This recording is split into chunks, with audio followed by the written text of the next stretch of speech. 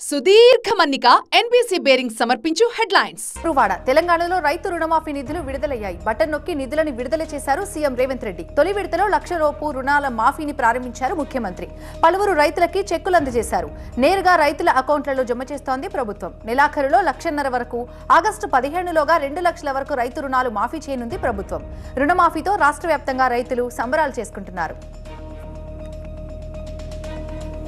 కాంగ్రెస్ మాటిస్తే అది శిలాశాసనమన్నారు సీఎం రేవంత్ రెడ్డి. తన జీవితంలో ఇది మరపురాని రోజన్నారు. రుణమాఫీపై అపోహలు సృష్టిస్తున్నారని, ఎన్ని ఇబ్బందులు ఎదురైనా రుణమాఫీ చేస్తున్నామని తెలిపారు. వరంగల్లో రైతులతో భారీ బహిరంగ సభ పెడతామన్నారు సీఎం.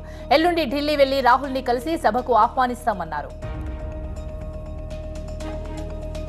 నల్గొండలో రైతులతో కలిసి మంత్రి కోమటిరెడ్డి రుణమాఫీ సంబరాల్లో పాల్గొన్నారు. గత ప్రభుత్వం చేసిన అప్పులతో రుణమాఫీ ఆలస్యమైందని తెలిపారు. దేశ చరిత్రలో ఒకేసారి 31,000 కోట్ల రూపాయలు రుణమాఫీ చేసిన ఘనత కాంగ్రెస్ ప్రభుత్వానికి దక్కుతుందన్నారు మంత్రి కోమటిరెడ్డి వెంకటరెడ్డి. రైతులకు ఇది పండుగ రోజన్నారు డిప్యూటీ సీఎం భట్టి విక్రమార్క. ఇచ్చిన మాట ప్రకారం రుణమాఫీ అమలు చేస్తామన్నారు. అయితే రూపాయి పోగేసి రుణమాఫీ చేస్తున్నామని, గత ప్రభుత్వం రైతులను మోసం చేస్తుందని చెప్పారు. రుణమాఫీ చేస్తుంటే చాలా మంది ఆశ్చర్యంగా చూస్తున్నారన్నారు.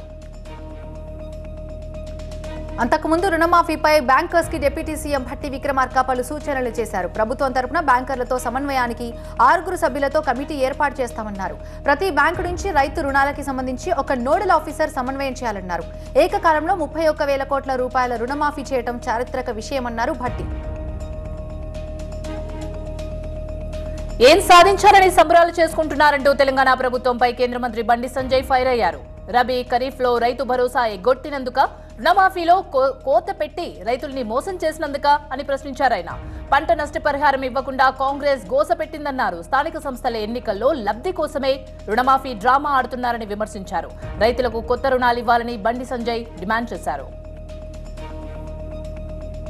రైతు రుణమాఫీపై కేటీఆర్ కౌంటర్ ఇచ్చారు. రుణమాఫీ పేరిట మరోసారి తెలంగాణ రైతులని రేవంత్ సర్కార్ మోసం చేస్తుందన్నారు. రైతు బంధు కింద జూన్ నెలలో ఇవ్వాల్సిన నిధుల నుంచే 7,000 కోట్లు రుణమాఫీకి దారి మళ్లించారని ఆరోపించారు. 40 లక్షల పైచిలుకు రైతులు 1,00,000 రూపాయల వరకు రుణాలు తీసుకుంటే కేవలం 11 లక్షల మందినే ఎలా ఎంపిక చేస్తారని ప్రశ్నించారు కేటీఆర్. సుదీర్ఘ మన్నిక ఎన్బీసీ బేరింగ్ సమర్పించు హెడ్లైన్స్.